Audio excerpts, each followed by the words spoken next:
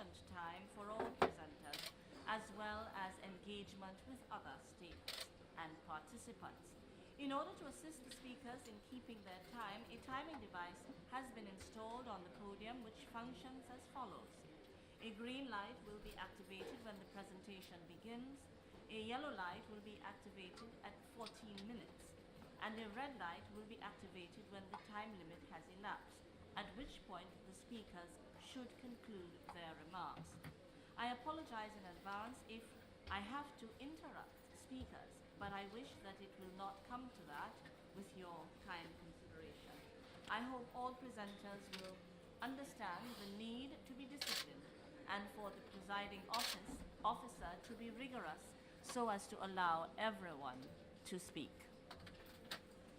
The forum will first hear the voluntary national review by Andorra, and it is my distinct pleasure to invite Her Excellency Maria Eubank Font, Minister for Foreign Affairs, and Her Excellency Sylvia Calvo Armengol, Minister of the Environment.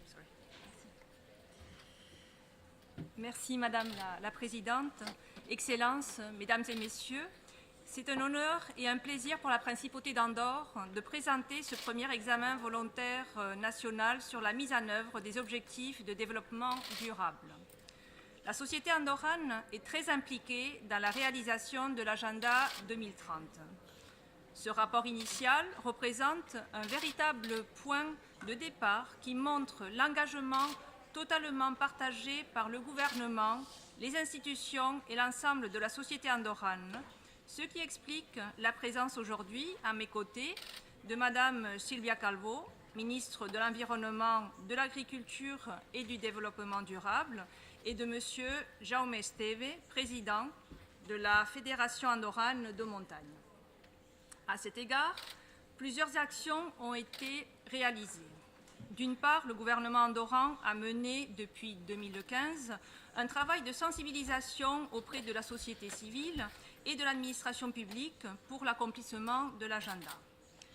D'autre part, le Conseil des ministres a jugé opportun d'associer systématiquement chacune de ces décisions à un ou plusieurs ODD, de sorte à ce que l'agenda 2030 devienne la base des décisions de l'exécutif andorran.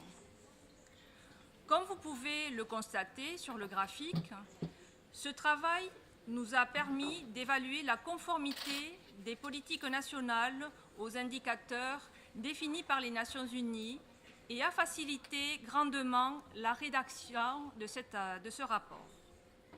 Le ministère des Affaires étrangères, dont j'ai la charge, a en outre révisé le document stratégique de politique extérieure pour l'aide au développement afin d'introduire les ODD dans les nouvelles priorités sectorielles.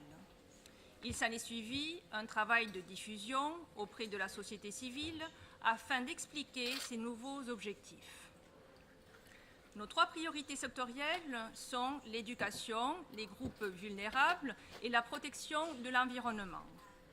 Celles-ci couvrent la grande majorité des objectifs, en particulier l'ODD 4 et les ODD liés à la protection de l'environnement, avec une attention particulière portée à la garantie de l'accès à l'eau et à son utilisation rationnelle.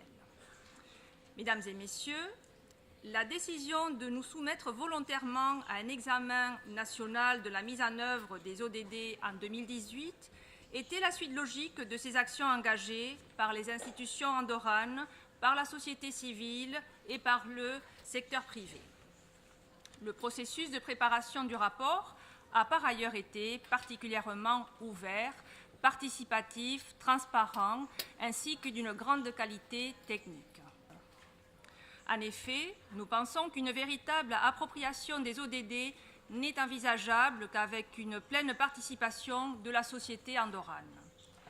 C'est ainsi que le premier projet d'examen national volontaire a été transmis aux instances nationales représentatives sous le format que vous pouvez apprécier à l'écran. Celle-ci a permis une interaction entre les autorités, la société civile et le secteur privé concernant le développement durable. Grâce à cette démarche inclusive, Les participants demandent également que plus d'attention soit accordée aux questions relatives à la consommation et à la production responsable. La consultation directe de la population doit permettre de créer un espace de dialogue sur les enjeux que nous allons poursuivre pour les autres objectifs. Nous assumons avec détermination l'agenda 2030 car il constitue une pièce centrale de notre action politique qui vous fera part de toutes les actions d'ores et déjà mises en place en Andorre ainsi que les projets qui seront développés prochainement. Merci Madame la Ministre. Excellences, Mesdames et Messieurs, c'est un honneur pour moi d'être ici pour présenter le rapport national volontaire de l'Andorre. Jusqu'à aujourd'hui, la dynamique de travail du ministère de l'Environnement s'est basée sur l'élaboration de plans et de stratégies pour chacun des vecteurs environnementaux, air, eau, déchets, biodiversité, entre autres, et sur un recueil exhaustif de données de terrain qui a permis de suivre l'évolution de leur mise en œuvre. De ce fait, au moment de rédiger le rapport volontaire de l'Andorre, nous avions analysé l'accomplissement de nos objectifs nationaux dans les divers domaines, ce qui nous a aidés à évaluer leur correspondance avec les ODD 6, 7, 11, 13 et 15. Nous sommes spécialement satisfaits des résultats obtenus pour l'ODD 6, puisque 100% des eaux résiduelles sont branchées sur le réseau d'assainissement et traitées dans les stations d'épuration. Pour une population de près de 80 000 habitants, la capacité d'épuration totale est de plus de 150 000 personnes. Ceci permet d'absorber les pics de pollution dus aux plus de 8 millions de touristes accueillis chaque année. Et en conséquence, 86% des stations de mesure de la qualité de l'eau sont dans les catégories de qualité excellente et bonne. Pour répondre aux ODD 7 et 13, nous avons créé en 2015 l'Agence de l'énergie et du changement climatique, avec l'objectif de développer des politiques énergétiques nationales nécessaires pour répondre aux obligations internationales, principalement l'accord de Paris. Le nouveau modèle énergétique que nous développons est sobre en carbone et plus durable. Nous avons identifié le potentiel en énergie renouvelable du pays et défini les infrastructures de production nationale pour le déploiement du nouveau modèle énergétique. Nous avons approuvé aussi un projet de loi de transition énergétique et du changement climatique qui mobilise les acteurs nécessaires à la transition. Le texte favorise, entre autres, l'efficacité énergétique des bâtiments dans un pays de montagne comme le nôtre où les hivers sont rigoureux. Les objectifs établis prévoient de réduire l'intensité énergétique du pays et d'augmenter la production nationale avec un pourcentage d'énergie renouvelable d'au moins 75%. En plus des actions d'atténuation des émissions de gaz à effet de serre qui découlent des mesures mentionnées plus haut, l'Action nationale pour la lutte contre le changement climatique prévoit l'adaptation aux changements à venir, en augmentant la résilience des secteurs économiques qui peuvent être affectés, tourisme et agriculture principalement. En accord avec l'ODD 11, la mobilité électrique est un des axes prioritaires du gouvernement, avec des aides à l'achat importantes. L'ensemble des mesures réalisées nous permet de certifier que 91% des résultats de la qualité de l'air pour les stations mesurées sont excellents ou bons.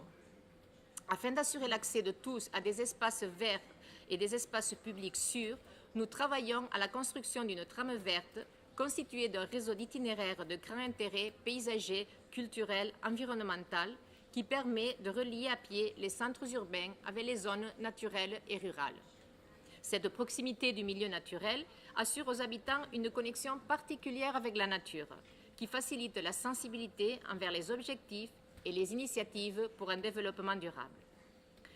Pour l'ODD 12, l'application du Plan national des déchets de l'Andorre a permis d'atteindre des taux de recyclage proches des 50%. Nous travaillons aussi sur la prévention des déchets et leur réutilisation, avec des résultats encourageants, bien que difficile à quantifier, ont été distribués. L'ODD 15 est aussi un motif de satisfaction pour l'Andorre, puisque nous disposons d'une stratégie nationale de et le paysage. Du fait de la nouveauté de ces textes, ils sont totalement en accord avec les objectifs internes du territoire. Un exemple intéressant qui répond à l'ODD 4 est le projet École verte. Ce projet accueille 65% des écoliers. Il permet d'introduire le concept de développement durable dans le cursus scolaire, ainsi que d'équiper les établissements scolaires pour favoriser les économies d'eau, l'électricité, la mobilité douce. De la nécessité de travailler plus transversalement et en totale concordance avec les ODD, nous allons définir de nouvelles stratégies et de nouveaux objectifs pour une gestion plus intégrée et transversale qui favorise la participation. Ainsi, l'agenda 2030 fait désormais partie de la feuille de route du gouvernement et nous travaillerons sur les activités sportives. Le processus participatif réalisé pour la rédaction de ce rapport a démontré la préoccupation et l'engagement de notre société civile, principalement dans la lutte contre le changement climatique et pour la réduction des déchets. Un exemple particulièrement représentatif est celui de la Fédération andorrane de montagne, qui veille au respect de l'environnement et des critères de développement durable lors des grands événements sportifs. Je passe donc la parole à M. Jaume Esteve, président de la Fédération andorrane de montagne, qui exposera son engagement et le rôle de la société civile dans le but d'atteindre les ODD. Bien, merci beaucoup. Je vous remercie, Madame la Ministre.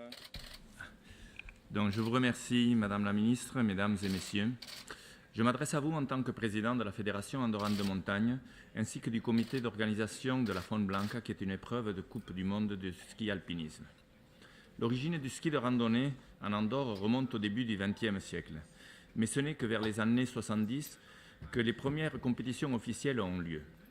La création de la Fédération internationale de ski alpinisme, l'ISMF, dont l'Andorre fait partie du comité fondateur, a permis de rassembler les fédérations nationales afin de promouvoir et réglementer ce sport.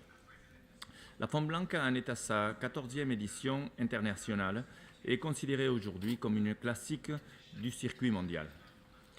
L'organisation de courses de ski alpinisme ont toujours eu un impact minime sur l'environnement, grâce à la sensibilité particulière des organisateurs ainsi que des pratiquants. Néanmoins, à partir de 2015, un engouement certain pour ce sport nous a amené à créer un département pour le développement durable au sein du comité organisateur, en parfaite concordance avec l'adoption de l'agenda 2030. En 2016, l'intégration d'une équipe qualifiée et hautement motivée a permis la réalisation d'une étude environnementale du tracé, le calcul de l'empreinte carbone et surtout définir une méthode de travail pour toute l'organisation. En 2017 et 2018, en plein accord avec les indicateurs recommandés par les Nations Unies, nous avons mis en place les éléments suivants. Nous avons calculé puis compensé notre empreinte CO2, obtenant le label international Clean CO2.